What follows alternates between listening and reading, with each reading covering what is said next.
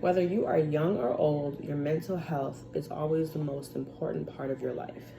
Some people fail to realize that because they don't understand mental disorders or they're not educated on mental health. There are several different groups that their mental health can be put into. They have mood disorders, anxiety disorders, personality disorders, psychiatric disorders such as schizophrenia, eating disorders, traumatic disorders such as PTSD.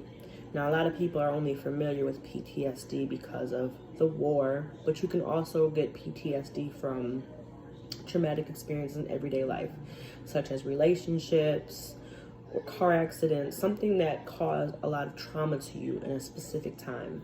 And they also have substance abuse disorders, which are characterized as mental health illness. They have several different signs when it comes to mental health.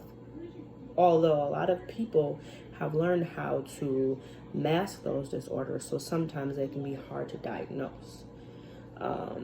Some of the signs are long-lasting sadness, ups and downs, basically, highs and lows, excessive highs and lows, excessive fear, worry, anxiety, social withdrawal, or basically like people that may not know they have something wrong with them. They may feel like it's normal to stop doing things that they like, not knowing that they have a mental disorder. And a lot of people don't like to admit that they have mental disorders because it may be embarrassing, it may not be common, or a lot of families just say, hey, maybe you're just sad. Dramatic changes in your everyday life. So if you're once a fun, outgoing person and you change to someone who doesn't even want to get out of bed, there may be something going on. A lot of mental disorders are hereditary. So if your grandmother, she was diagnosed with bipolar, it may come down to you or your child or your cousin or anyone in your family. My cousin, he was diagnosed with schizophrenia later on in his life, which is common in males. Common disorders like that are diagnosed in males in their late 30s or early 20s. So we didn't even know that he had a disorder. I mean, sometimes you can't tell. Some disorders are very obvious. Hallucinations or lashing out. And some of them are very hard to diagnose. Like if you are bipolar and people just think maybe that's just how she is. The most painful emotional disorder is a personality disorder, borderline personality disorder, with very severe highs and lows. And it's very hard to diagnose because a lot of people don't like to admit that they need help. They also have a month specified for mental health awareness. It is in May. So May is Mental Health Awareness Month. Similar to breast cancer, it's a green sign. They have treatment facilities all over the world for mental health. Baycare is one of the top facilities for people to seek treatment. They also have a hotline called 211. That's a variety of help you can seek on that website. And all you have to do is call and talk to someone. And even if you're too shy, you can be anonymous. A lot of people don't like to admit that, hey, maybe there's something wrong. Maybe I need to get help.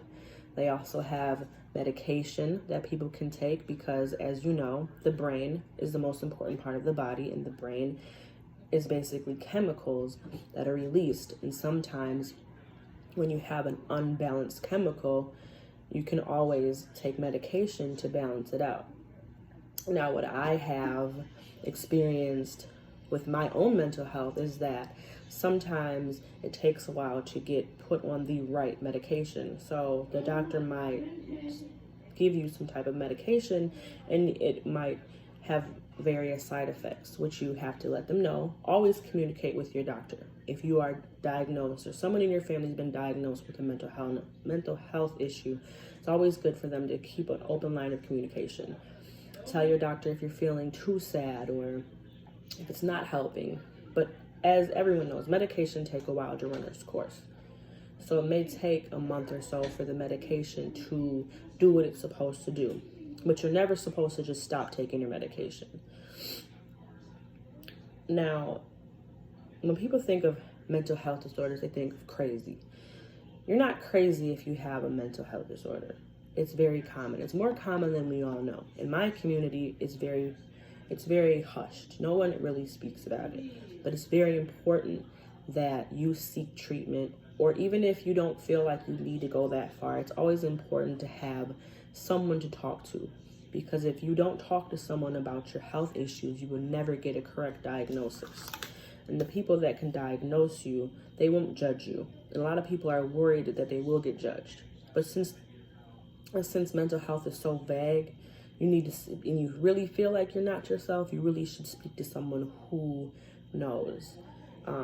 I suggest that if you don't have someone that you trust in your immediate family, that you do call 211. 211 is a very trusted site. They have professionals, they have a lot of resources that if you don't know anyone or can't find one, they will help you. My cousin, when we were growing up, you wouldn't know that he had anything wrong. But now that he's grown, he takes, I think he gets a shot once a month. So he doesn't have to take pills every day. But if you are someone who doesn't like shots, you can always take medication for anything. They have, some people don't like medications, but if you're okay with that as a solution, they also have, you can meditate, they have yoga, they have all types of different solutions for your mental health. It is very important. It's very important that you seek any type of advice. You can go the low route, which is just speaking to family and friends, or the higher route as far as getting a therapist, seeking counseling, taking medication. Just as long as you take care of yourself, it's very important. Because if you don't take care of yourself, who will?